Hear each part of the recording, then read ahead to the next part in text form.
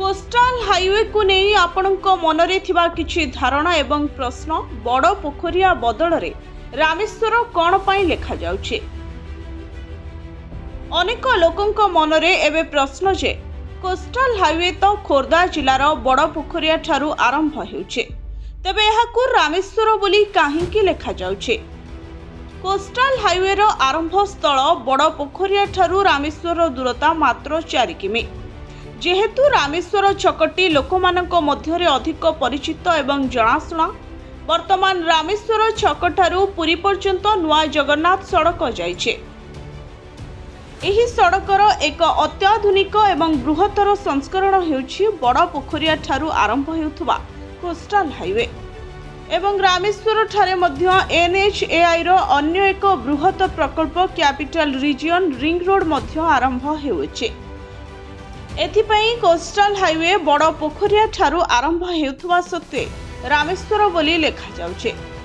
सेहीपरि coastal highway रो प्रथम फेजटी केन्द्रापड़ार मशाकणी ठारे सरुअछे, किंतु एहा निकटरे थिबा पारादीप बृहत्तर स्थान होइथिबारु पारादीप बोली लेखा जाउछे।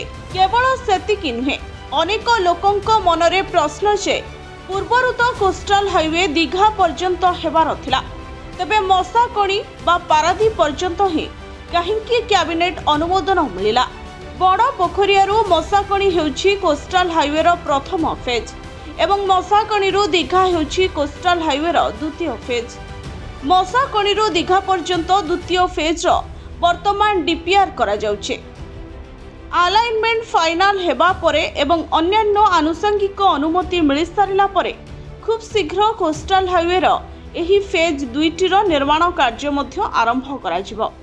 कोस्टाल हाईवे खोर्धार बड़ पोखरिया ठारू पश्चिमबंगर दीघा पर्यंत निर्माण करा जिवो।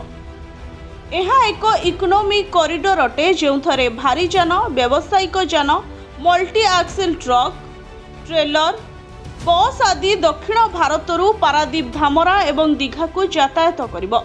एही सबु भारी जान गुड़िक चिलिका उपरे देई गले एथुरु निष्कासित हेउथुबा धुआं द्वारा चिलिकार जैव विविधता उपरे प्रभाव पकाइबो। चिलिका उपरे NHAI द्वारा सातपड़ारू जह्नीकुदा पर्यंत 7 किमी दैर्घ्यर 2 लेन विशिष्ट 2टी ब्रिज निर्माण करा जिवो, जेउथरे हालुका जान यथा कार, जीप, बाइक आदि एक निर्दिष्ट संख्यार एवं एक निर्दिष्ट समय सीमा मध्यरे यातायात करि परिबो। एही ब्रिज पुरी एवं कृष्ण प्रसाद को जोड़िबो। एही प्रकल्पटीर जमी अधिग्रहण निमते मध्य निकटरे 3A गैजेट नोटिफिकेशन प्रकाश पाइछे।